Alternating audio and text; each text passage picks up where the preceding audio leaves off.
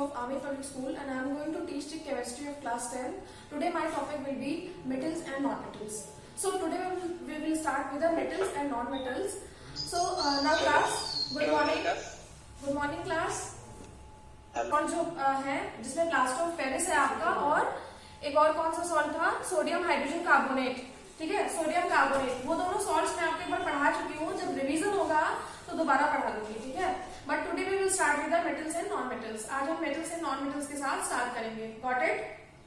समझ में आ रहा है सबको? Yes, ma'am. So class, today we will start with the topic metals and non metals, and if we will talk about the metals and non metals. Got it? अब देखो metals and non metals की अगर हम बात करते हैं बेटा यहाँ पे, तो सबसे पहले हम इसमें क्या पढ़ेंगे, बहुत ध्यान से देखिएगा. और जैसे ही आप इस टॉपिक को पढ़ेंगे आपको तुरंत लर्न हो जाएगा. मतलब अगर आप ध्यान से पढ़ोगे तो आपको सीधे सीधे यह टॉपिक तुरंत लर्न होता चला जाएगा. आपको दोबारा एफर्ट करने की जरूरत नहीं है इस चैप्टर में. इस चैप्टर का सबसे खास बात यही है कि आपको दोबारा इसमें एफर्ट करने की जरूरत नहीं है. बट जो मैं पढ़ा रही हूँ आप उसको ध्यान से बस देखते जाइए. ठीक है, क्योंकि ये चैप्टर्स आप ऑलरेडी पढ़ चुके होते हैं क्लास 8 में, क्लास 7 में, इसीलिए ये चैप्टर थोड़ा आपके लिए नोन होता है. ठीक है, बट इसमें थोड़ा मॉडिफिकेशंस होते हैं क्लास 10th में आके, तो वही मॉडिफिकेशंस हमको यहाँ पे पढ़ने हैं और वही मॉडिफिकेशंस आपके एग्जाम्स में पूछे जाते हैं. Got it? वही मॉडिफिकेशंस आपके एग्जाम्स में आते हैं. बाकी मेटल्स और नॉन मेटल्स के बारे में आप सभी जानते हो. जैसे for example if we will talk about the metals, तो मेटल्स की सबसे पहले बेटा हम बात करेंगे किसकी? फिजिकल प्रॉपर्टीज की. We will talk about the physical properties of metal. ठीक है, फिजिकल प्रॉपर्टीज में बेटा आप सभी जानते हो कि मेटल्स की फिजिकल प्रॉपर्टीज कौन कौन सी होती हैं. आपने क्लास 8 में भी पढ़ रखा है फिजिकल की मेटल की फिजिकल प्रॉपर्टीज कौन कौन सी होती हैं. That metals are have luster. Metals के पास लस्टर होता है ना, ये है एक physical property. Another one is the metal conduct electricity. Metals lose electron. अब देखो एक प्रॉपर्टी जो है वो है कि metals lose electron.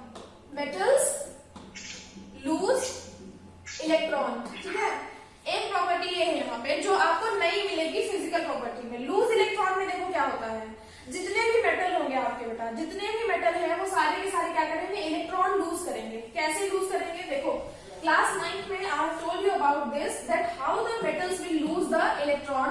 For example, if we will take sodium, अगर हम सोडियम लेते हैं, ठीक है, we already know that the sodium has a atomic number of 11. Sodium has a atomic number of 11. सबको क्लियर हो रहा है यहाँ पे? सबको क्लियर हो रहा है? ये देखो मैं इसको समझा देती हूँ. ठीक है, आपने ये क्लास 9 में पढ़ रखा है, इवन दो मैं इसको फिर से समझा देती हूँ. देखो सोडियम का जो इलेक्ट्रॉनिक कॉन्फ़िगरेशन होता है वो 11 होता है. ठीक है, अगर हम सोडियम की बात करें तो यहाँ पे if we will talk about the sodium, sodium has a electronic configuration of 11. Now see, अगर हम इसके पर्टिकुलर शेल की बात करें, दिस इज द प्रोटॉन, ये पहला शेल है. पहले शेल में तो इसका इलेक्ट्रॉनिक कॉन्फ़िगरेशन विल बी 281. ठीक है, 281 होगा. पहले शेल में कितने इलेक्ट्रॉन्स हैं? 2 इलेक्ट्रॉन्स. दूसरे शेल में 1 2 3 4 5 6 7 8 एंड थर्ड शेल में कितने इलेक्ट्रॉन है? 1 इलेक्ट्रॉन. बेसिक से समझा रही हूँ, ये क्लास 9 में भी मैंने पढ़ाया था. Again I am telling you from the basic. ठीक है, बेसिक से फिर से बता रही हूँ. यहाँ पे देखो 281 है. अब दो कंडीशन हो सकती है. हर एक मेटल या हर एक एटम, जो भी कोई भी एटम होता है, उसकी क्या टेंडेंसी होती है? उसकी एक टेंडेंसी होती है टू कंप्लीट देयर ऑक्टेट. मतलब ये जो शेल है, जो आउटर मोस्ट शेल है, ये बाहर वाली शेल है ना, this shell is called the outer most shell. इसको क्लास 9 में पढ़ाया था, लेकिन जिन बच्चों ने नहीं पढ़ा है वो जान ले, this shell is called the outer most shell. ये शेल हमारी आउटर मोस्ट शेल है. ठीक है, अब होता क्या है, याद रखना हमेशा मेटल्स है, ऑल द मेटल्स और the atoms have a tendency to complete their octet. To complete their octet. और ऑक्टेट का मतलब क्या होता है? कंप्लीट ऑक्टेट का मतलब क्या होता है? They have the 8 electrons. 8 electrons in outer most shell. समझ में आ रहा है कि नहीं? ये जो सबसे बाहरी वाली शेल है बेटा, ये वाली जो शेल है, इसमें 8 इलेक्ट्रॉन होने चाहिए. समझ में आया? हर एक एटम की ये टेंडेंसी होती है. समझ में आ रहा है? अब देखो मेटल्स के केस में क्या होता है, when we are talking about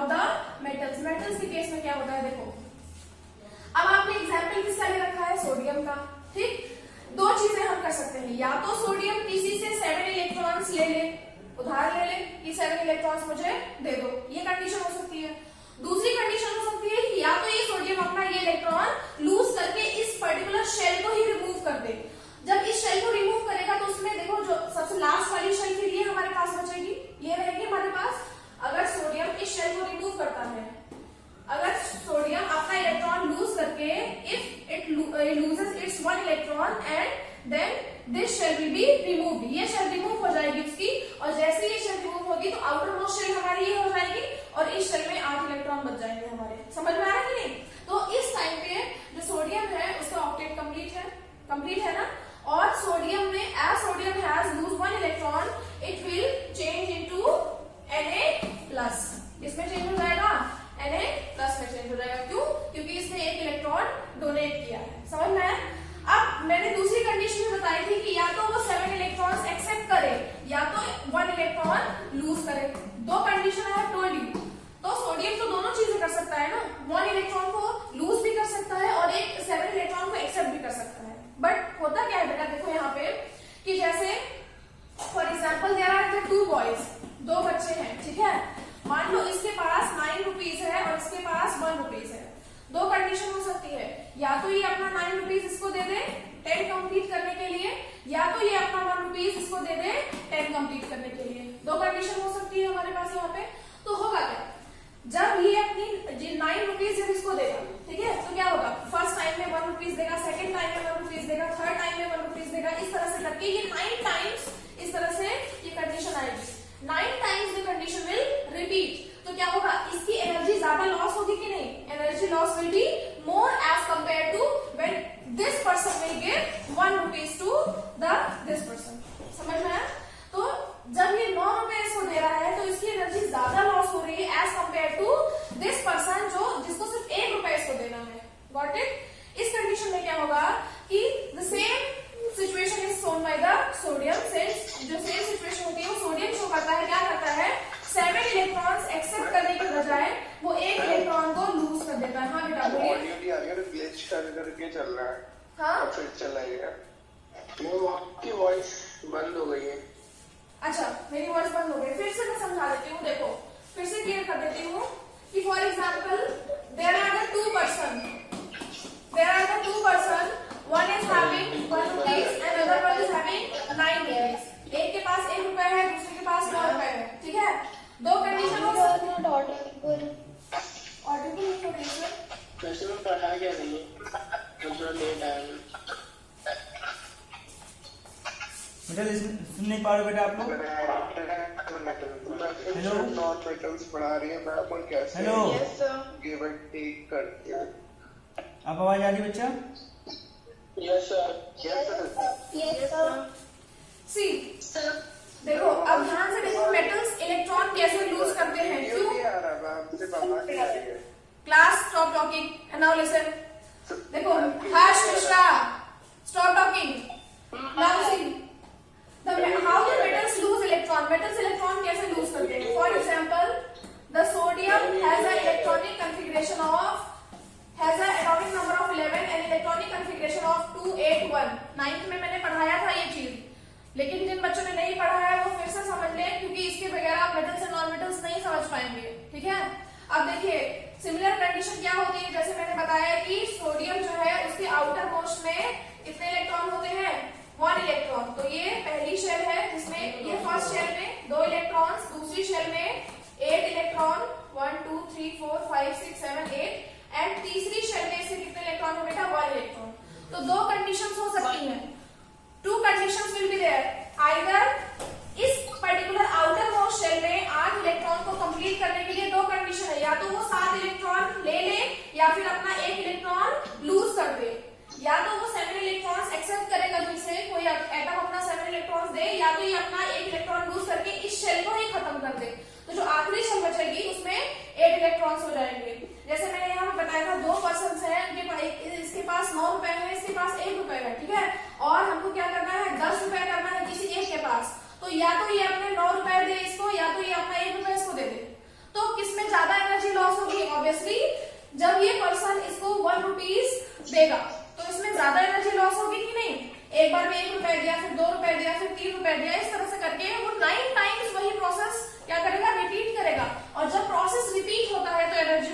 loss. तो क्या होगा, उससे बेटर है कि ये अपना 1 रुपया इसको दे दे और ये 10 हो जाए। Got it. सेम केस जो होता है सोडियम के साथ होता है कि वो अपना ये इलेक्ट्रॉन जो आउटर मोस्ट शेल का इलेक्ट्रॉन है उसको क्या कर देगा, लूज कर देगा।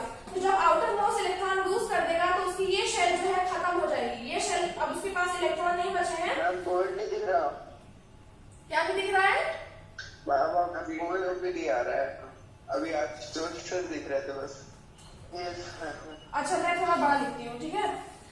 देखिए अब ये आउटर मोस्ट शेल रिमूव हो गई। जैसे ही आउटर मोस्ट शेल रिमूव हो गई तो क्या होगा, सोडियम के आउटर मोस्ट शेल में सिर्फ 8 इलेक्ट्रॉन्स बचेंगे। समझ में आ रहा है? सोडियम के आउटर मोस्ट शेल में सिर्फ हमारे पास 8 इलेक्ट्रॉन बचेंगे और इस तरह से सोडियम ने क्या किया, 1 इलेक्ट्रॉन लूज कर दिया। 1 इलेक्ट्रॉन उसने क्या कर दिया, लूज कर दिया और सोडियम ने Na+ का फॉर्मेशन कर लिया। इसी तरह से मेटल्स जो है वो अपने इलेक्ट्रॉन्स लूज करते हैं। तो मेटल्स की प्रॉपर्टीज में हम पहली प्रॉपर्टी ये भी लिख सकते हैं that metals lose the electron. Metals lose the electrons. Now you get it, how the metals lose the electron. Metals electron कैसे लूज करते हैं, समझ में आ रहा है कि नहीं? मेटल्स इस तरह से इलेक्ट्रॉन लूज करेंगे। जैसे मैग्नीशियम है, magnesium has electronic configuration sorry atomic number of 12, electronic configuration of 282, then it will lose the 2 electron and form Mg+2। समझ में आ रहा है? इस तरह से कंडीशन यहाँ हमारे पास किसकी होगी, मैग्नीशियम की होगी। समझ में आ रहा है सबको कि कैसे मेटल्स इलेक्ट्रॉन लूज करते हैं और कैसे इलेक्ट्रॉन्स को लूज करके वो आयंस में कन्वर्ट हो जाते हैं। समझ में आ रहा है ना? Yes ma'am, yes ma'am. कोई और एग्जाम्पल दूं? बस एक और। ओके बेटा, एक और एग्जाम्पल देती हूँ मैं, ठीक है आपको यहाँ पे। नेक्स्ट एग्जाम्पल आप देख सकते हो, जैसे फॉर एग्जाम्पल इसका एग्जाम्पल दूं, मैग्नीशियम का दूं, Mg। Magnesium has electronic configuration of 12, sorry atomic number of 12 and electronic configuration of 282। समझ में आया?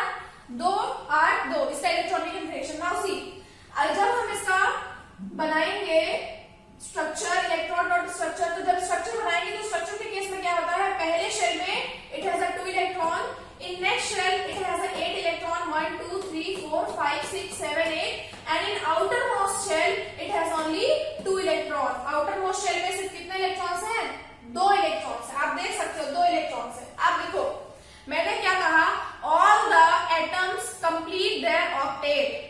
सभी जो एटम्स है वो क्या करते हैं, अपने ऑक्टेट को कंप्लीट करते हैं।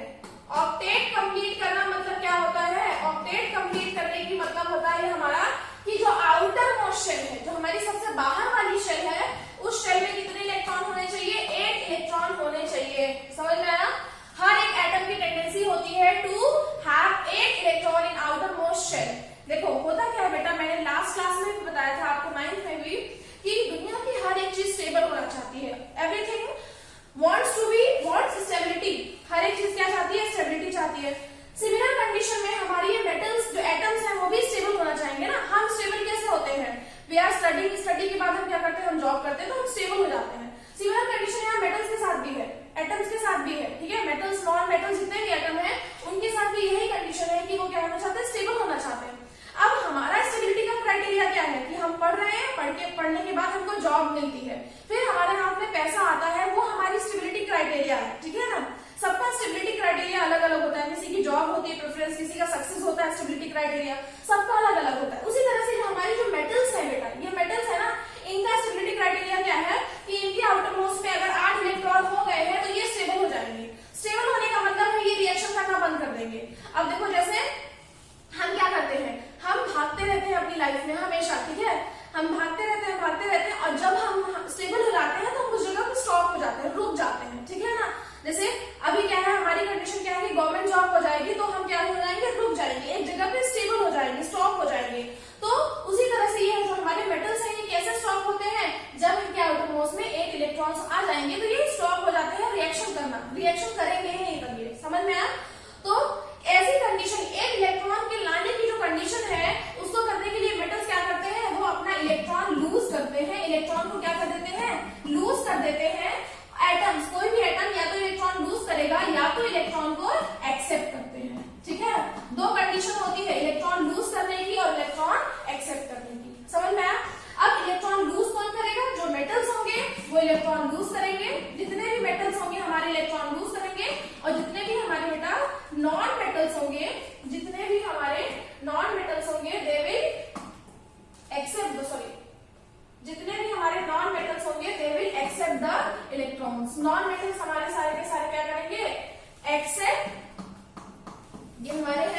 Non metals. नॉन मेटल्स हमारे इलेक्ट्रॉन एक्सेप्ट करेंगे। समझ में आ रहा है? मेटल्स इलेक्ट्रॉन लूज करेंगे, नॉन मेटल्स इलेक्ट्रॉन एक्सेप्ट करेंगे। लूज करने की कंडीशन देखो क्या है, मैं बता रही थी कि 8 इलेक्ट्रॉन आउटर मोस्ट में होने चाहिए। उसके लिए क्या होगा, मैग्नीशियम या तो इसके पास आउटर मोस्ट में कितने इलेक्ट्रॉन है, 2 इलेक्ट्रॉन। इसका इलेक्ट्रॉनिक कॉन्फ़िगरेशन 2 8 2 है। It means in outer most shell the magnesium has a 2 electrons. अब क्या होगा, इस 2 इलेक्ट्रॉन को लूज करने, 2 इलेक्ट्रॉन या तो या क्या करेगा, ये इसको 8 कंप्लीट करने के लिए या तो ये अपने शेल में 6 को ऐड कर लेगा, 6 को ऐड कर लेगा, या तो ये -2 कर लेगा। 2 कंडीशन हो सकती है कि नहीं? मैंने लास्ट ईयर मैंने पढ़ाया था 2 कंडीशन होंगी, या तो ये 6 ऐड करेगा या तो ये 2 लूज करेगा। समझ में आया? तो क्या करेगा, 6 को ऐड करने के बजाय इसको 2 लूज करना ज्यादा इजीली पड़ेगा, ज्यादा आसान होगा 2 इलेक्ट्रॉन्स को लूज करना। तो then what it will do, it will lose the 2 electron. 2 electron ये किसी दूसरे मेटल को दे देगा जिसको जरूरत होगी। अभी वो आप आगे पढ़ोगे कि कैसे हम बॉन्डिंग करते हैं। तो बॉन्डिंग में आप ये पढ़ोगे कि किसको ये दे रहा है। जब हम किसी को पैसा दे रहे हैं, मान लो ये राम है, ठीक है, मान लो ये राम है और ये श्याम है। राम के पास 8 रुपए है और श्याम के पास 2 रुपए है, ठीक है। तो राम अपने 8 रुपए या तो श्याम को दे 10 बनाने के लिए, और श्याम या तो 2 रुपए दे अपने आराम को 10 बनाने के लिए। लेकिन देखो क्या है यहाँ कंडीशन, जब श्याम राम को 2 रुपए दे रहा है तो श्याम को एक्सेप्ट भी तो करना है। जब तक वो एक्सेप्ट नहीं करना चाहेगा, अगर हमको कोई मनी दे रहा है तो हम उसको एक्सेप्ट करने के लिए रेडी तो हो। अगर हम रेडी नहीं होंगे तो स्टेबिलिटी नहीं आ पाएगी। मतलब दूसरा कोई मेटल, दूसरा कोई नॉन मेटल या दूसरा कोई एटम जो है वो रेडी होना चाहिए एक्सेप्ट करने के लिए इलेक्ट्रॉन्स को। समझ में आया? तो जब मैग्नीशियम अपने 2 इलेक्ट्रॉन्स लूज करेगा तो कोई ऐसा एटम होना चाहिए जो 2 इलेक्ट्रॉन एक्सेप्ट करेगा। जैसे ऑक्सीजन का केस है, देखो बेटा आपने चैप्टर फर्स्ट में पढ़ा है ना, MgO2 के साथ रिएक्शन करता है और MgO बनाता है, ठीक है। ये बैलेंस केमिकल इक्वेशन आप लिख लीजिएगा, ठीक। बैलेंस केमिकल इक्वेशन आपको, आप इसको बैलेंस कर लेना। बैलेंस करने पे आपका आ जाएगा 2MgO, 2MgO, ठीक है, यहाँ 2Mg, ठीक। ये इक्वेशन आपने ये पहले चैप्टर में पढ़ा है कि नहीं पढ़ा है? You have studied this reaction in chapter first. Chapter first में आपने पढ़ा है कि MgO2 के साथ रिएक्शन करके MgO बनाता है ना, मैग्नीशियम ऑक्साइड, व्हाइट ऐश के फॉर्म में जो हमको मिलता है। आपने चैप्टर 1 में इसको पढ़ा है। अब देखो दिखाई नहीं दे रहा है, ऊपर ये दिखाई नहीं दे रहा है। नो मैम, कैमरा पे ऐसे क्लिक कर दीजिए। ओके बेटा, मैं नीचे कर दे रही हूं। देखो यहाँ पे क्या होता है, एक रिएक्शन हमने क्लास उसमें पढ़ा था चैप्टर फर्स्ट में, Mg plus O2 gives MgO। अगर आप इसको बैलेंस करते हो तो 2Mg एंड 2MgO, ये बैलेंस केमिकल इक्वेशन है जो आपने चैप्टर फर्स्ट में पढ़ा था ना ये इक्वेशन। अब देखो इस इक्वेशन की बात मैं करती हूँ। तो देखो magnesium, as I have told you earlier, magnesium का इलेक्ट्रॉनिक कॉन्फ़िगरेशन 282 होता है। दूसरा एटम हमारे पास ऑक्सीजन है, ऑक्सीजन का इलेक्ट्रॉनिक कॉन्फ़िगरेशन 2 and 6 होता है, ठीक। देखो दोनों की कंडीशन है, मैग्नीशियम अपने 2 इलेक्ट्रॉन लूज करना चाहता है, ठीक है, स्टेबिलिटी पाने के लिए, तभी तो उसके आउटर मोस्ट में 8 इलेक्ट्रॉन बचेंगे। समझ में आ रहा है? सिमिलर कंडीशन में ऑक्सीजन को 2 इलेक्ट्रॉन और चाहिए, 6 + 2 8 हो जाएगा ना, 6 + 2 8 हो जाएगा। तो ऑक्सीजन को 2 इलेक्ट्रॉन चाहिए क्या करने के लिए, अपने आउटर मोस्ट में 8 करने के लिए। समझ में आ रही है कंडीशन? कंडीशन समझ में आ रही है? मतलब दोनों के बीच में म्यूचुअल अंडरस्टैंडिंग होती है कि ये अपने 2 इलेक्ट्रॉन लूज करेगा तो मैं उसको एक्सेप्ट कर लूंगा। एक्सेप्ट करने के लिए भी कुछ होना चाहिए, कोई एटम होना चाहिए ना। तो यहाँ पे ऑक्सीजन क्या है, रेडी है एक्सेप्ट करने के लिए। तो ये हमारा जो रिएक्शन है ये बना कैसे, इसी कंडीशन पे तो बना है, इस बेसिस पे बना है कि मैग्नीशियम ने ऑक्सीजन से कहा है कि आप मेरे 2 इलेक्ट्रॉन ले लीजिए, तो ऑक्सीजन उसको एक्सेप्ट करने के लिए रेडी हो गया। तो मैग्नीशियम ने अपना ये इलेक्ट्रॉन क्या कर दिया, लूज कर दिया। ये इलेक्ट्रॉन अपना इसको दे दिया, ऑक्सीजन को दे दिया, और ऑक्सीजन ने 2 इलेक्ट्रॉन एक्सेप्ट करके क्या कर लिया, अपना जो ऑक्टेट है 2 8 कर लिया, और मैग्नीशियम ने भी अपना ऑक्टेट 2 8 कर लिया। दोनों के आउटर मोस्ट में 8 8 हो गए हैं, 8 इलेक्ट्रॉन्स हो गए हैं। अब इसका मतलब क्या है, दोनों स्टेबल है। तो जो ये कंपाउंड बना, it is a stable compound. समझ में आ रहा है?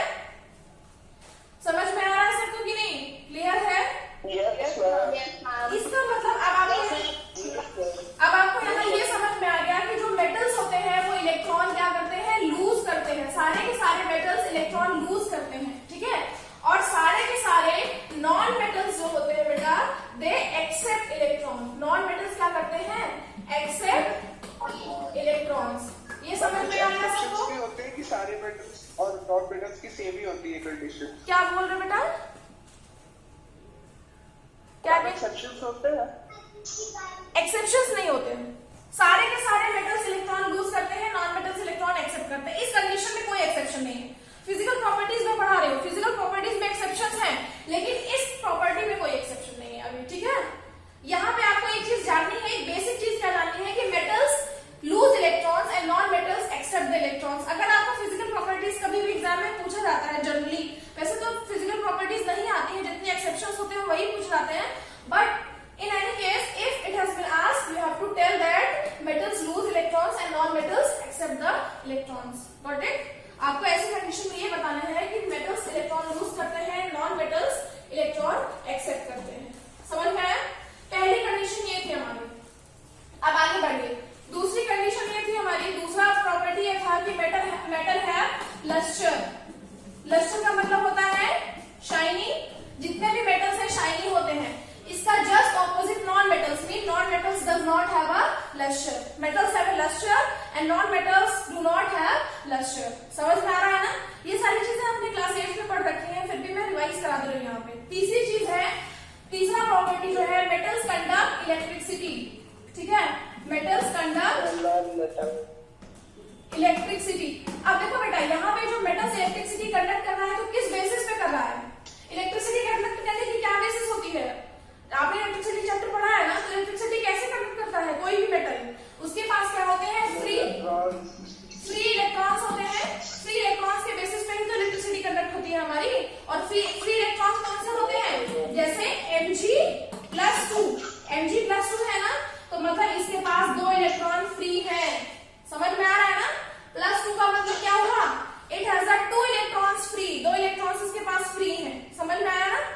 तो इस तरह से मेटल्स क्या करेगा? Conduct electricity. जितने भी मेटल्स हैं वो इलेक्ट्रिसिटी कंडक्ट करेंगे हमारे। समझ में आया?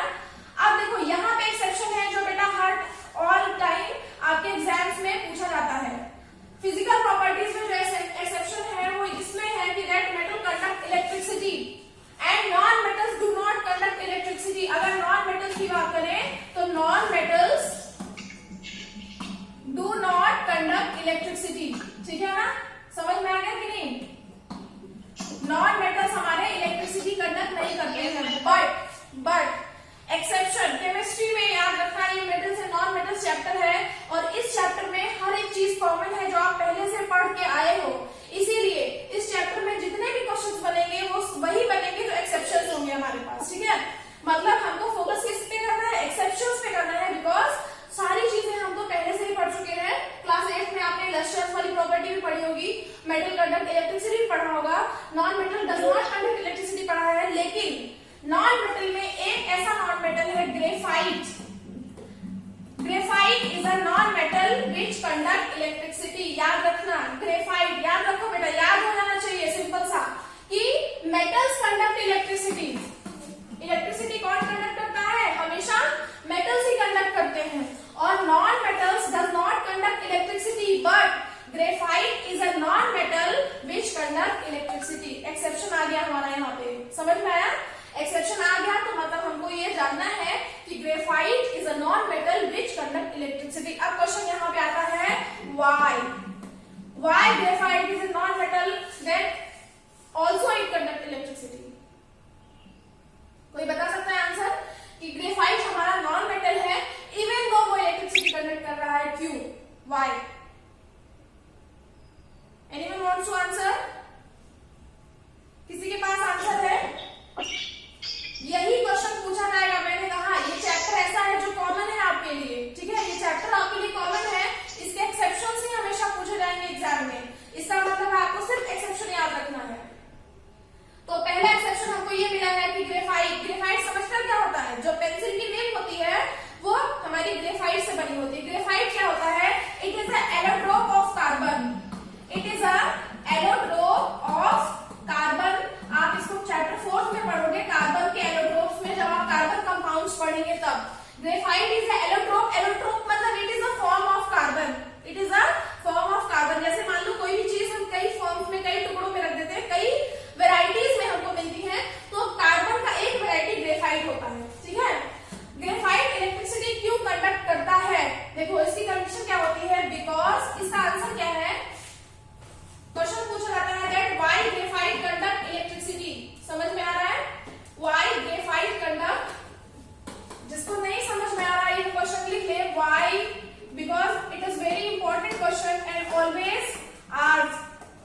Graphite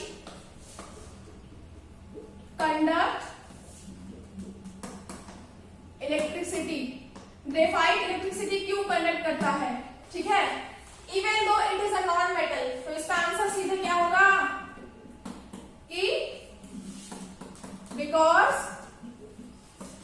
graphite. आप सभी को आंसर आता है बेटा, आप अगर आंसर करना चाहो तो आपको आंसर आता है। मैंने अभी पूछा इलेक्ट्रिसिटी चैप्टर में आपने पढ़ा है कि इलेक्ट्रिक करंट जो है। हाँ बेटा बोलिए। क्योंकि ग्रेफाइट के पास लूज इलेक्ट्रॉन्स होते हैं इसलिए। लूज इलेक्ट्रॉन और कोई कंडीशन। आपने करंट इलेक्ट्रिसिटी चैप्टर पढ़ा है ना, करंट इलेक्ट्रिसिटी चैप्टर में आपको क्या समझ में आया कि जो करंट होता है, करंट जब मूव कर रहा है तो उसकी कंडीशन क्या होती है, किस बेसिस पे करंट मूव करता है। करंट जैसे हमारा ये वायर है, इसमें करंट मूव कर रहा है ना ऐसे, तो करंट का क्या होता है, करंट की डेफिनेशन क्या होती है, what is the definition of current. Electrons से मूव करता है। हाँ आरएफ, तुमने कुछ बोला था क्या, इलेक्ट्रॉन्स मूव करते हैं ना, इलेक्ट्रॉन्स क्या करते हैं, मूव करते हैं। करंट की कंडीशन क्या होती है, अगर करंट की डेफिनेशन की बात करें तो क्या होता है current, flow of electron is called current. Flow of electron ही तो है ना करंट, है ना। अब देखो ग्रेफाइट इलेक्ट्रिसिटी क्यों कंडक्ट करता है, बिकॉज अब देखो सारे क्या होते हैं, मेटल्स जो होते हैं उनके पास इलेक्ट्रॉन्स मैम वो कंडक्ट करता है। मेटल्स के पास फ्री इलेक्ट्रॉन्स होते हैं, समझ में आया, सारे मेटल्स के पास फ्री इलेक्ट्रॉन्स होते हैं, इसीलिए मेटल्स इलेक्ट्रिसिटी कंडक्ट करते हैं। यहाँ ग्रेफाइट नॉन मेटल्स है, even though it has a free electron, तो because graphite has a free electron, इसके पास एक फ्री इलेक्ट्रॉन होता है, ठीक है, that is why graphite conduct electricity. याद रखना that graphite has a free electron, ये क्वेश्चन कई बार बोर्ड में पूछा गया है आपसे, ठीक है, कि that why the graphite conduct electricity, then answer होगा graphite conduct electricity because graphite has a free electron, ठीक है, ग्रेफाइट के पास फ्री इलेक्ट्रॉन होता है। अब देखो कैसे आपको समझ में आएगा कि एक फ्री इलेक्ट्रॉन होता क्या है या फिर ये बाउंडेड इलेक्ट्रॉन क्या होते हैं। देखो मैं बहुत एक कंडीशन समझाती हूँ, जैसे नॉन मेटल की एक कंडीशन में आप डायमंड ले लो, अगर हम डायमंड की बात करते हैं, ठीक है, डायमंड की बात करते हैं तो डायमंड भी क्या है, कार्बन का एलोट्रोप है, ठीक है, ये कंडीशन मैं आपको दोनों अच्छे से समझाती हूँ। देखो डायमंड के पास दो आपके पास एलोट्रोप है, एक आपके पास क्या है बेटा, एक आपके पास डायमंड है और दूसरा आपके पास क्या है, ग्रेफाइट है, ठीक है, दोनों क्या है, दोनों कार्बन के एलोट्रोप है, दोनों कार्बन है, मतलब दोनों नॉन मेटल है, ठीक है, दोनों नॉन मेटल है। अब अगर डायमंड का स्ट्रक्चर बनाओगे आप, ठीक है, इस तरह से पैक होगा डायमंड का जो स्ट्रक्चर होगा, बहुत ध्यान से देखना, ऐसे हमेशा पैक फॉर्म में आपको डायमंड का स्ट्रक्चर मिलेगा, मतलब हर एक डायमंड दूसरे से ऐड होगा, जुड़ा होगा, मतलब ये दूसरे से जुड़ा होगा, ये एंड दूसरे से ये एंड, इस तरह से इसके हर एंड अलग अलग से अटैच होंगे। ये डायमंड है, मतलब इधर भी ये जो हमने ये हेक्सागोनल बनाया है, ये सेम यहाँ भी होगा, यहाँ भी होगा, इस तरह से कोई भी फ्री एंड आपको नहीं दिखेगा डायमंड के केस में। डायमंड के केस में आपको कोई फ्री एंड नहीं दिखेगा, जबकि ग्रेफाइट की अगर हम बात करेंगे तो ग्रेफाइट के केस में बेटा आपको इस तरह से अगर आप बनाओगे स्ट्रक्चर, तो इस तरह से आपको ग्रेफाइट के केस में फ्री एंड आपको अभी देखने को मिलेंगे, जैसे ये एंड ग्रेफाइट का फ्री हो जाता है, ठीक है, इसमें आगे कोई भी स्ट्रक्चर का फॉर्मेशन। हाँ बेटा, मैम ग्रेफाइट का स्ट्रक्चर हेक्सागोनल कहते हैं, हेक्सागोनल भी कहते हैं ना। हाँ स्ट्रक्चर देखो, स्ट्रक्चर इसका भी हेक्सागोनल ही है, इसका भी तो हेक्सागोनल है, लेकिन इसको मैंने क्या कर दिया, इसको मैंने ऐसे इस तरह से बनाया है वर्टिकल फॉर्म में, इसको मैंने हॉरिजॉन्टल फॉर्म में बनाया है, ठीक है, बताने के लिए इसने बनाया है क्योंकि ग्रेफाइट में ये जो पर्टिकुलर आपके होते हैं साइड में, इसमें बाकी अदर और दूसरे के दूसरे एटम्स आपके ऐड नहीं होते, इसलिए ग्रेफाइट के पास जो इलेक्ट्रॉन्स होते हैं वो फ्री इलेक्ट्रॉन्स होते हैं, और फ्री इलेक्ट्रॉन्स होने की वजह से ग्रेफाइट क्या करता है, इलेक्ट्रिसिटी कंडक्ट करता है, समझ में आया, ग्रेफाइट इसलिए इलेक्ट्रिसिटी कंडक्ट करता है। नेक्स्ट कंडीशन क्या है, नेक्स्ट प्रॉपर्टी हमारी पांचवी प्रॉपर्टी क्या है कि मेटल्स आर हार्ड, मेटल्स क्या होते हैं, हार्ड होते हैं, हम सभी जानते हैं, ठीक है, और नॉन मेटल्स क्या होते हैं, non metals are soft, non metals are soft. ये आपका प्रॉपर्टी, जनरल प्रॉपर्टी जो आप सभी हमेशा पढ़ते हो, this is the general property that metals are hard and non metals are soft. But अब यहाँ भी एक एक्सेप्शन आ जाता है कि metals like sodium and potassium, metals like sodium and potassium के आर सॉफ्ट। ठीक है, मेटल्स जनरली हार्ड होते हैं, नॉन मेटल्स देखो metals are generally hard but metals like sodium and potassium are soft. वो इतने सॉफ्ट होते हैं कि उनको हम क्या कर सकते हैं, उसको हम नाइफ से भी कट कर सकते हैं। समझ में आया? Metals are generally hard but non metals like sodium and potassium are soft. दो एक्सेप्शन हमको मिले हैं, दो एक्सेप्शन हमको मिले हैं कि नहीं यहाँ पे? पहला एक्सेप्शन ग्रेफाइट का, ग्रेफाइट क्या होते हैं, सॉफ्ट होते हैं। समझ में आ रहा है कि नहीं? सबको क्लियर है यहाँ पे? दो कंडीशन, आकाश, अलका, आनंद, अपूर्वा, अंशिता, क्लियर है बेटा सबको? मेटल्स और नॉन मेटल्स की नेक्स्ट में देखिए। अब देखिए अगर हम बेटा यहाँ बात करते हैं आगे की जो मेटल्स और नॉन मेटल्स की प्रॉपर्टीज है वो कॉमन है, जैसे metals conduct heat, non metals does not conduct heat. ठीक है, मेटल्स आर डक्टाइल, डक्टाइल का मतलब जानते हो कि नहीं सब? Ductile, that metals have ductility, ductility मतलब they can drawn into wires. क्या हो सकता है, उनको हम बड़े बड़े वायर्स में खींच सकते हैं। डक्टिलिटी मतलब मीन्स क्या होता है, that metals can be drawn into big wires. Such example, for example copper, copper होता है ना, कॉपर के वायर्स बड़े बड़े बनाए जाते हैं, तो वो कौन सी प्रॉपर्टी होती है, डक्टिलिटी की प्रॉपर्टी होती है। That metals are ductile means they are drawn into wires. समझ में आया कि इसको हम क्या कर सकते हैं, वायर्स में भी खींच सकते हैं। एक और कंडीशन है मेटल्स की प्रॉपर्टीज में बेटा, metals are malleable, sorry metals have malleability. ठीक है ना, मैलिएबिलिटी में क्या कंडीशन होती है बेटा आपकी, कि जो मेटल्स होते हैं वो क्या हो सकते हैं, दे can be beaten into sheets. जैसे एल्युमिनियम की बड़ी बड़ी शीट्स देखते हैं ना आप, इस तरह से आयरन की शीट्स देखते हैं, तो metals are malleable means metals can be beaten into sheets. ये कॉमन प्रॉपर्टीज हैं जो आप बुक से पढ़ सकते हो। ठीक है, देखिए फिजिकल प्रॉपर्टीज में दो इंपॉर्टेंट प्रॉपर्टीज थी जो एक्सेप्शन थी, जो मैंने आपको बता दी है। बाकी जो प्रॉपर्टीज है वो कॉमन है, वो आप बुक से पढ़ लीजिएगा। बोर्ड में जो एक्सेप्शन होता है वही हमेशा पूछा जाता है, बोर्ड में हमेशा आपको एक्सेप्शन ही पूछा जाएगा। जितने भी नॉन एक्सेप्शनल है वो आप क्लास 8 से पढ़ते आ रहे हो, आप बुक में आपके दिया हुआ आप रिवाइज उसको कर सकते हो। ठीक है, नेक्स्ट, अब जो मेटल की प्रॉपर्टी है वही सेम नॉन मेटल की प्रॉपर्टी है, वही सेम है, बस क्या है उसके ऑपोजिट है। नॉन मेटल में एक चीज और मैं आपको बताना चाहूंगी एक्सेप्शन में, ये है बेटा कि देखो आप एनसीईआरटी पेज नंबर 39 पे देखिए, पेज नंबर 40 पे सबसे ऊपर, एनसीईआरटी पेज नंबर 40 पे सबसे ऊपर देखो, 39 के बाद 40 को ओपन करिए और 39 में देखिए क्या लिखा है। 39 में सबसे आखिरी में एक पॉइंट लिखा हुआ है, all metals except mercury exist at a room temperature. ठीक है, सभी मेटल्स एक्सेप्ट मरकरी, एक्सेप्शन है, यही एक्सेप्शंस पूछे जाएंगे एग्जाम में। जो पेज नंबर 39 पे दिया हुआ है, देखो लास्ट में पेज नंबर 39 पे लिखा हुआ है that all metals except mercury exist as a solid. सभी मेटल्स मरकरी के अलावा क्या करते हैं, सॉलिड में एग्जिस्ट करते हैं। पहला एक्सेप्शन हमको यहाँ पे मिला है नॉन मेटल्स में, समझ में आया? दूसरा एक्सेप्शन देखिए यहाँ पे लिखा है सेकंड में, iodine is a non metal but it is lustrous. मैंने बताया था ना कि मेटल की प्रॉपर्टी क्या होती है, मेटल्स लस्ट्रस होते हैं, लेकिन आयोडीन एक ऐसा नॉन मेटल है जो लस्ट्रस होता है, नॉन मेटल है जबकि लस्ट्रस है। और जो लस्ट्रस की प्रॉपर्टी मैंने किसकी बताई थी आपको, मेटल्स की बताई थी। समझ में आ रहा है कि नहीं? तो 10th में आपको प्रॉपर्टीज पे ध्यान नहीं देना है, 10th में उन प्रॉपर्टीज में एक्सेप्शंस क्या है वो आपको पढ़ने हैं। पहला एक्सेप्शन, मेटल कंडक्ट इलेक्ट्रिसिटी, लेकिन नॉन मेटल नहीं करता है, लेकिन graphite also conduct electricity because it has a free electron.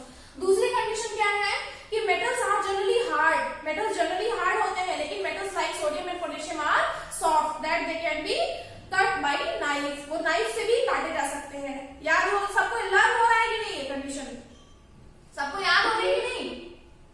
Yes ma'am. ठीक है, तीसरी प्रॉपर्टी क्या है, तीसरी प्रॉपर्टी क्या है कि मेटल्स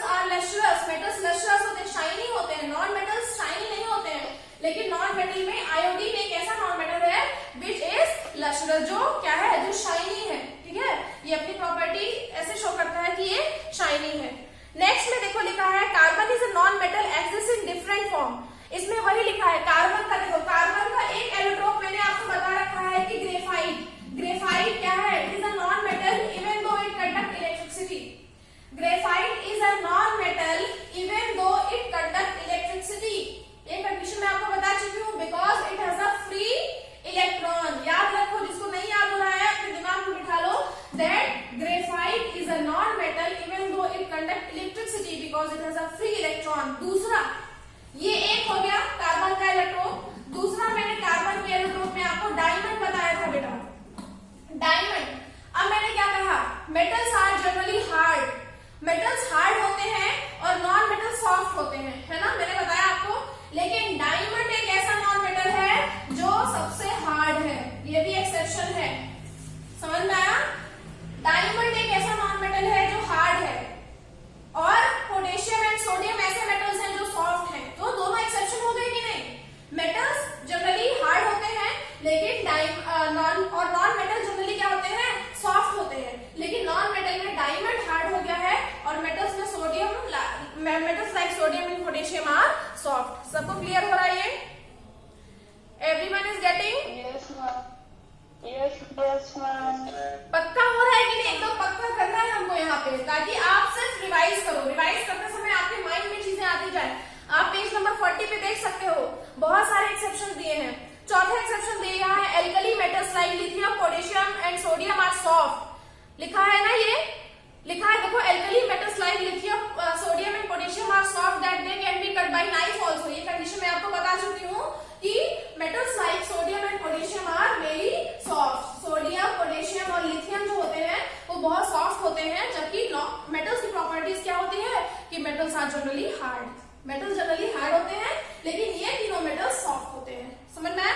नॉन मेटल सॉफ्ट होते हैं, लेकिन डायमंड हार्ड होता है। समझ में आ रहा है?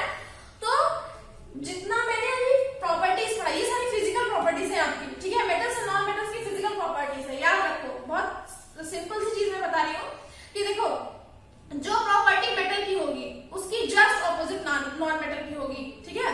जो प्रॉपर्टीज हम मेटल्स में पढ़ेंगे उसकी जस्ट ऑपोजिट नॉन मेटल्स में पढ़ेंगे। ये हम क्लास 8 से पढ़ते आ रहे हैं, 7 से 6 से, ठीक है।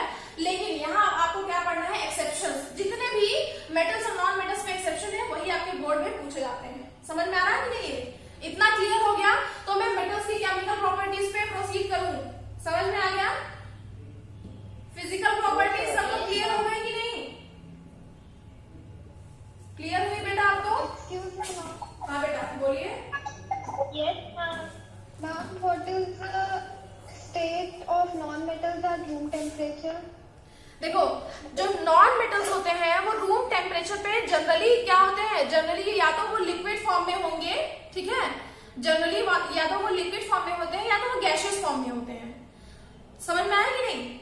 लेकिन जैसे मेटल, ये भी एक कंडीशन है कि देखो, जो नॉन मेटल्स होते हैं वो रूम टेम्परेचर पे लिक्विड या गैसियस, जैसे देखो क्लोरीन आपकी गैस है, नॉन मेटल है, गैस फॉर्म में। ऑक्सीजन नॉन मेटल है, गैस के फॉर्म में है। समझ में आया? तो जनरली या तो वो लिक्विड होंगे, जनरली ज्यादातर केस में नॉन मेटल्स आपके गैसियस फॉर्म में पाए जाते हैं, ठीक है। लेकिन मेटल्स में एक मेटल ऐसा है मरकरी है मेटल जो लिक्विड स्टेट में एग्जिस्ट करता है। ये भी एक्सेप्शन है आपका। एक्सेप्शन नंबर 1 यही दिया हुआ है कि सभी मेटल्स जो होते हैं वो सॉलिड स्टेट में एग्जिस्ट करते हैं, लेकिन Hg मतलब क्या है, मरकरी एक ऐसा मेटल है जो आपका क्या करता है, जो लिक्विड स्टेट में एग्जिस्ट करता है। थर्मोमीटर में मरकरी यूज होता है ना, तो ये भी एक्सेप्शन है। पेज नंबर 39 पे जो पहला एक्सेप्शन दिया हुआ है आपका, वो यही दिया हुआ है कि मरकरी जो है, सभी मेटल्स सॉलिड स्टेट पे एग्जिस्ट करते हैं, बट मरकरी एक ऐसा मेटल है जो लिक्विड स्टेट पे एग्जिस्ट करता है नॉर्मल रूम टेम्परेचर पे। समझ में आ रहा है कि नहीं आपको इतना? ये आपकी फिजिकल प्रॉपर्टीज के जो एक्सेप्शन है बेटा, वही आपको पढ़ने हैं पेज नंबर 39 और पेज नंबर 40 के ऊपर जो दिया हुआ है, ठीक। बाकी जो फिजिकल प्रॉपर्टीज हैं वो आप मेटल्स की रिवाइज कर सकते हैं अपनी पिछले बुक से या कहीं और से, ठीक है, या फिर एनसीईआरटी से। एनसीईआरटी में उतना एलेबोरेट करके नहीं दिया हुआ है, पर फिजिकल प्रॉपर्टीज जनरली आपसे बोर्ड में नहीं पूछ जाएंगे, जितने एक्सेप्शन है वही आपसे पूछे जाएंगे। समझ में आ रहा है? So now we will start with chemical properties of metals. ये अब इंपॉर्टेंट स्टार्ट होता है केमिकल प्रॉपर्टीज। देखो बेटा, केमिकल प्रॉपर्टीज की बात करें तो बहुत ध्यान से देखिएगा, ठीक है, क्योंकि ये प्रॉपर्टी जो मैं पढ़ाने जा रही हूँ, दो प्रॉपर्टीज अभी पढ़ाऊंगी और दोनों प्रॉपर्टीज कई बार एग्जाम्स में पूछी गई हैं, ठीक है, बहुत इंपॉर्टेंट प्रॉपर्टीज हैं दोनों प्रॉपर्टीज। पहली प्रॉपर्टी क्या है? मेटल्स की। If you talk about the metals, तो मेटल्स का reaction with air, metals, reaction of metals with air, reaction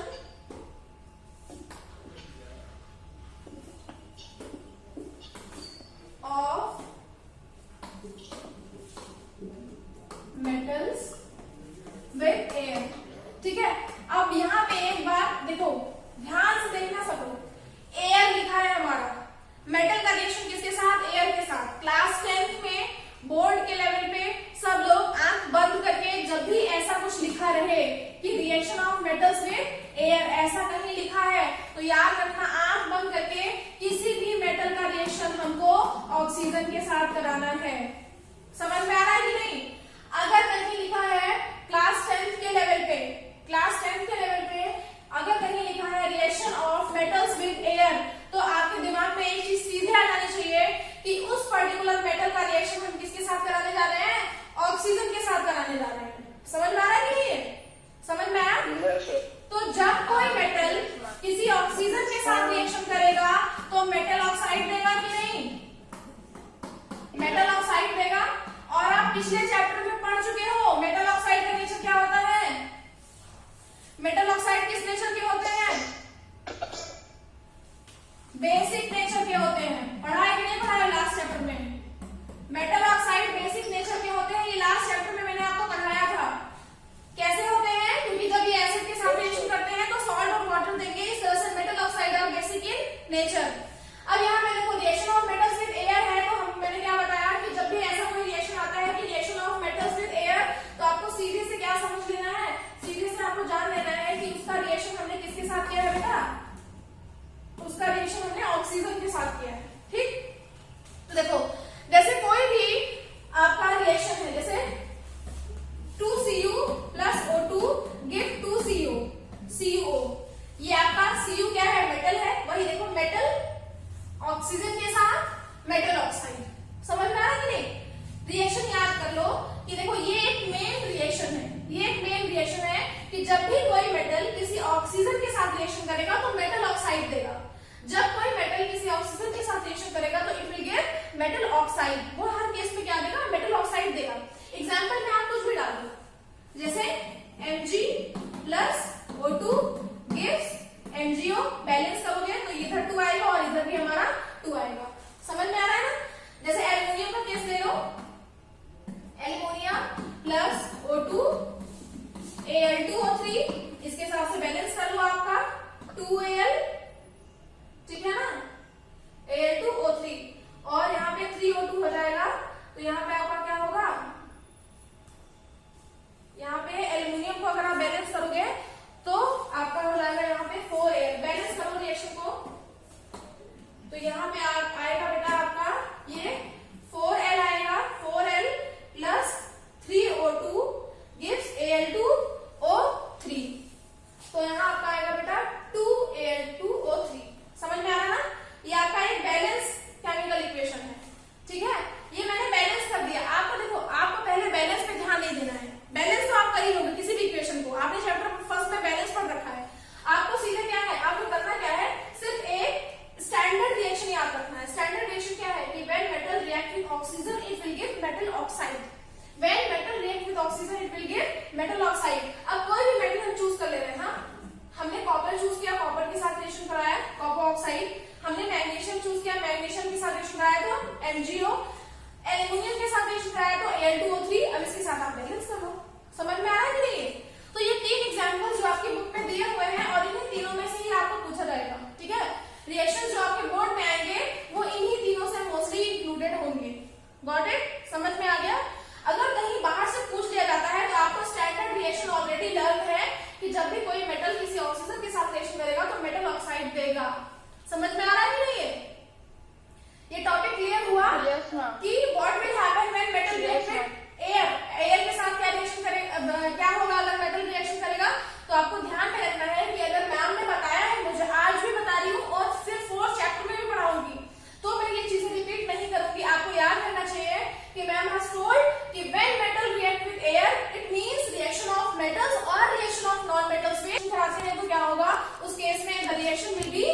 explosive, reaction क्या हो जाएगा, एक्सप्लोजिव हो जाएगा। इसीलिए highly reactive metal always react with cold water. समझ में आ रहा है, सबको क्लियर हो रहा है कि हाईली रिएक्टिव मेटल्स हमेशा कोल्ड वाटर के साथ रिएक्शन करते हैं। समझ में आया। एक स्टैंडर्ड रिएक्शन है वो भी मैं बात बताऊंगी। दूसरा आपका आता है मॉडरेटली रिएक्टिव मेटल्स। दूसरा आपका क्या है बेटा, मॉडरेटली रिएक्टिव मेटल्स।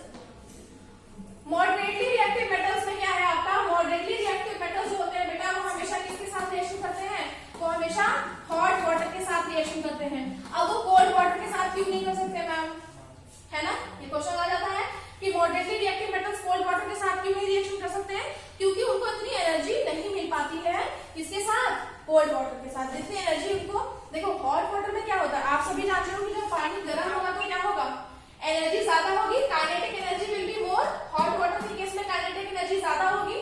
जैसे आपने पढ़ा है क्लास 9 में, हॉट फूड की जो सीजलिंग है, सीजलिंग ऑफ हॉट फूड जो है वो हमारा क्या होता है, वो दूर तक रूम में पहुंच सकता है, रूम के एक कोने से दूसरे कोने में जा सकता है। क्लास 9 में आपने पढ़ा है कि नहीं पढ़ा है ये टॉपिक। तो उसी सिमिलर कंडीशन में क्यों ऐसा क्यों होता है, क्योंकि इसमें काइनेटिक एनर्जी ज्यादा होती है। ठीक है, सिमिलर केस में हॉट वाटर की भी काइनेटिक एनर्जी क्या होगी, कोल्ड वाटर के कंपैरिजन में मोर होगी, इसीलिए ज्यादा एनर्जी है। तो जो मॉडरेटली रिएक्टिव मेटल्स है उनको रिएक्शन करने के लिए ज्यादा एनर्जी चाहिए। समझ में आ रहा है मैम यस बोलो। अगर नॉर्मल वाटर से हो गया तो रिएक्शन ही नहीं होगा। रिएक्शन मैंने क्या कहा कि देखो मान लो ये आपका वाटर है, ठीक है, एक कंडीशन मान लेते हैं, ये आपका एक वाटर मतलब एक आपने बाउल रखा है, इसमें आपने पानी लिया और नीचे से हीट कर दो। अगर मान लो हमने इसका बॉइलिंग पॉइंट 100 डिग्री सेल्सियस है और 100 के बाद ही इवोपरेट होगा, हम जानते हैं। अगर मान लो हमने इस वाटर को 20 डिग्री सेल्सियस टेम्परेचर दिया तो क्या वाटर बॉइल होगा, क्या यह पानी जो है वो बॉइल स्टार्ट हो जाएगा अगर हमने 20 डिग्री दिया, नहीं ना, ऐसा नहीं होता है। तो सिमिलर कंडीशन यहाँ भी तो है कि उतना हमको उतनी एनर्जी हमको मतलब इस वाटर को बॉइल करने में हमको एनर्जी देनी पड़ेगी। कितनी एनर्जी, 100 डिग्री सेल्सियस की हीट एनर्जी देनी पड़ेगी ना। सिमिलर कंडीशन यहाँ भी है कि मॉडरेटली रिएक्टिव मेटल्स के साथ क्या होगा, हॉट वाटर में हमको उतना देना पड़ेगा तभी वो रिएक्शन करेगा, नहीं तो वो रिएक्शन ही नहीं करेगा। समझ में आ रहा है कि नहीं, क्लियर हुआ आपको? Yes ma'am. ठीक है, यस मैम। तो इसका मतलब moderately reactive metals hot water के साथ ही रिएक्शन करेंगे। समझ में आ रहा है ना। और इसी तरह से आपका जो नेक्स्ट है क्या, स्लोली रिएक्टिव मेटल, वो किसके साथ रिएक्शन करेगा बेटा, स्टीम के साथ रिएक्शन करेगा। इसको हम नेक्स्ट टॉपिक में कंटिन्यू करेंगे। ठीक है, तब तक के लिए क्या है, आप पेज नंबर 43 पे देखो, ये जो मैंने पढ़ाया है टॉपिक ये लिखा हुआ है। पेज नंबर 43 पे जो पहला ब्लू रिएक्शन है, जो पहले दो ब्लू रिएक्शंस हैं, उसके बाद दूसरे दो ब्लू रिएक्शंस हैं, वो सारे के सारे पहला वाला जो रिएक्शन है metal oxide plus water metal hydroxide देता है ना, ये तो लिखा है। हाँ, उसके बाद जो सेकंड रिएक्शन है हमारा वो हाईली का है। जो कैल्शियम वाला रिएक्शन है वो मॉडरेटली का है, और जो तीसरा एल्यूमिनियम और आयरन का है वो स्लोली रिएक्टिव मेटल्स का है। समझ में आ रहा है कि नहीं? Yes ma'am. ठीक है, इसको हम कंटिन्यू करेंगे नेक्स्ट क्लास में। नेक्स्ट क्लास में हम इसको कंटिन्यू करेंगे metals highly reactive, moderately reactive और स्लोली रिएक्टिव के साथ में। Okay class? Okay ma'am. हाँ बेटा बोलिए, किसी को डाउट? नो मैम, कोई डाउट नहीं है। किसी को डाउट होगा तो पूछ लीजिएगा ग्रुप में। ठीक है, क्यों मैम? ग्रुप में पूछ लीजिएगा डाउट होगा। Okay class, thank you.